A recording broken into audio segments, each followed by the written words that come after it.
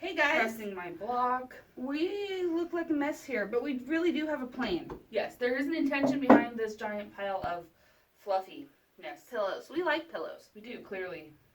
But today we're going to talk pillows. I'm changing to... The reason is we're going to talk orphan blocks. orphan blocks.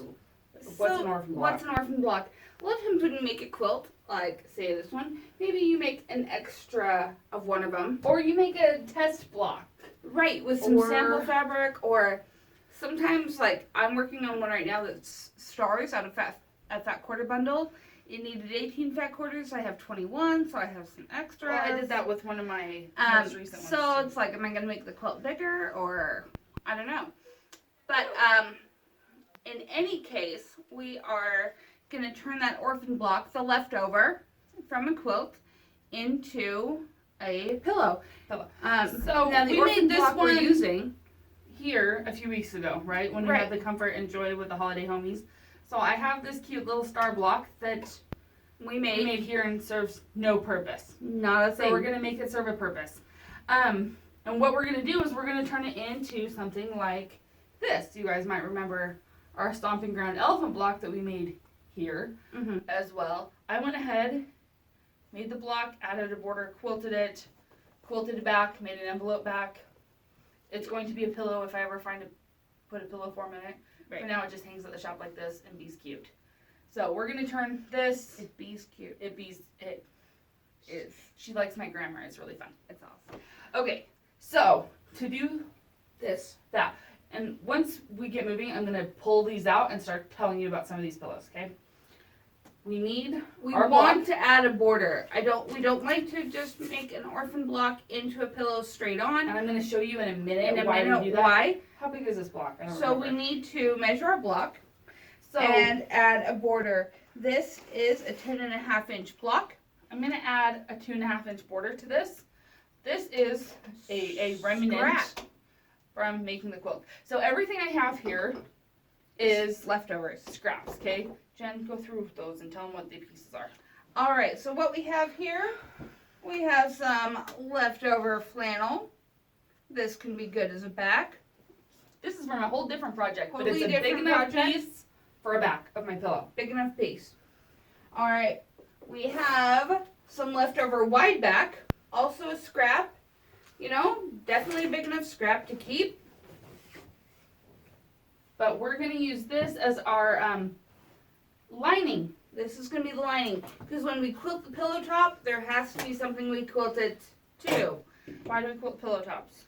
Why do we quilt pillow tops? That's a great question. First, I'm going to tell them about batting. This is Okay. leftover batting. Guys, these kind of strips like this that are left over, keep them.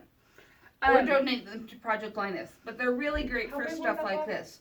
It's 10.5. So I'm gonna cut two 10.5-inch pieces. So the reason we want to quilt this is when we make a piece block, or we have all these seams on it, and that's great. And especially like we like our pillows pretty well stuffed. I like them firmly stuffed. And that's going to put pressure on those seams. And over time, you're going to struggle with those seams possibly opening and just not holding up in the long term. And so for that reason, we like to quilt them. We're adding strength. So by adding that lining layer, the batting layer, there's your borders, we're adding structural integrity to the quilt, to the pillow front. It's like rebar. You know what I mean? Rebar to your concrete. Yeah. And if you don't know why we add rebar to concrete, it's because Feel free concrete to only stop by the takes shop and talk to forces Sarita. one way. It doesn't take it the other way. I don't remember if it's shear or whatever. It handles things horizontally, but, But not vertically. vertically. So we add rebar vertically to I strengthen believe. our concrete. Ask Sarita, she knows specifics. I'm just She's repeating the what all the engineer. engineers in my life tell me. And if you call it cement, she might get mad at you.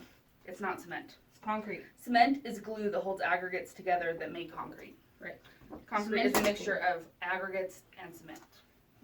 In case. I For all of remember- you people who get really mad though when people call your quilts a blanket, Please don't call the sidewalk please cement. don't call the sidewalk cement. Or, all those other things. This is why I don't get mad at people who call quilts blankets, because if I have to know everybody's technical terms, we're gonna have a problem. Okay? That's why I don't do it. Cause Right. You know what? I still call it a blanket sometimes, because you know what? You know what? All I- quilts are blankets, but not all blankets are quilts. Exactly. So Sorry, it's tangent. still accurate. Total tangent. We're right snobs, but we're not that kind of snob. We are snobs, I'm going to admit to that. Right, we're quilt snobs, but we're not that kind of quilt snob. That's true. Okay, when she finishes putting that border on and measures again, then I'll cut these last two pieces. Right, because we cut borders to measure. Yes, even on a pillow, I cut borders to measure. And because I'm putting these borders on, we've already, sorry guys. We've already changed our foot here. And so, I'm putting them on with a walking foot, which means I have to like eyeball my 1/4 inch seam. So it's going to be great. And perfectly accurate. So, we'll see how this goes. Okay, I'm going to tell you why we're going to do a border here. And I'm going to use this pillow as my example, okay? So Jen teaches a applique. Lori Holt applique class. And we call it Lori Holt applique because it's the method she uses, and we sell lots of her stuff and her projects. And people are like, what is this method? It's her interfacing method where she turns things, you sew it to the interfacing, turn it inside out. So there's not the needle turn or the freezer paper or any of that. The world's nonsense. easiest way to get finished edge applique. Agreed. Anyway, so she teaches this class, and she always teaches them how to make one of her self-designed blocks, okay, from this. So we have this gorgeous block. It's super cute. And Sitting what do you there do with doing it? nothing. So she wants to make it into a pillow. Now, pillows are not flat. Okay, pillows have, see this guy?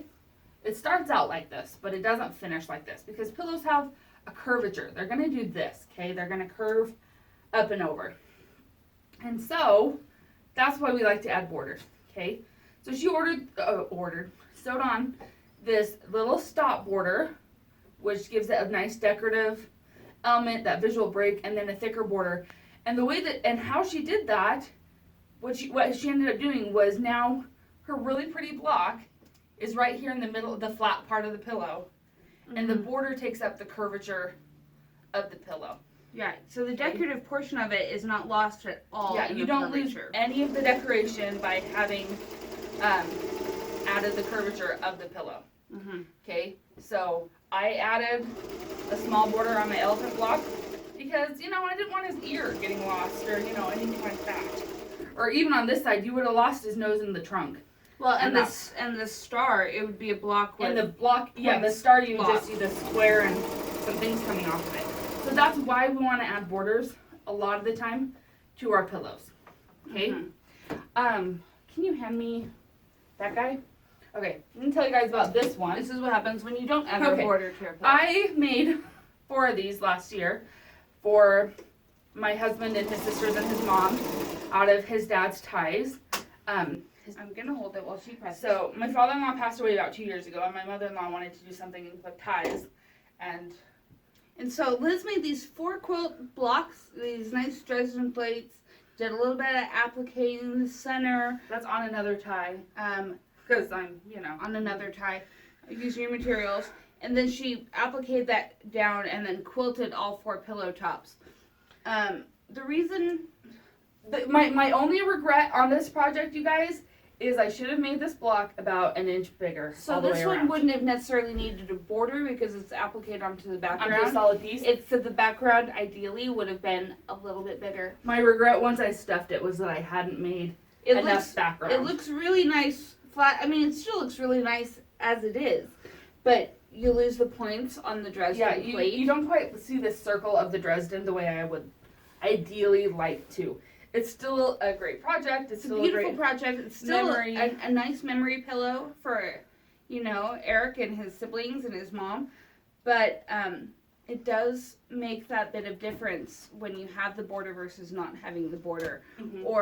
Or in this case, having a bigger background.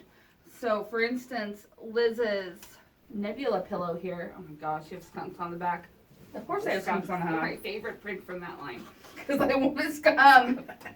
So this Nebula star, because, she's good at what she does, has this extra going around it.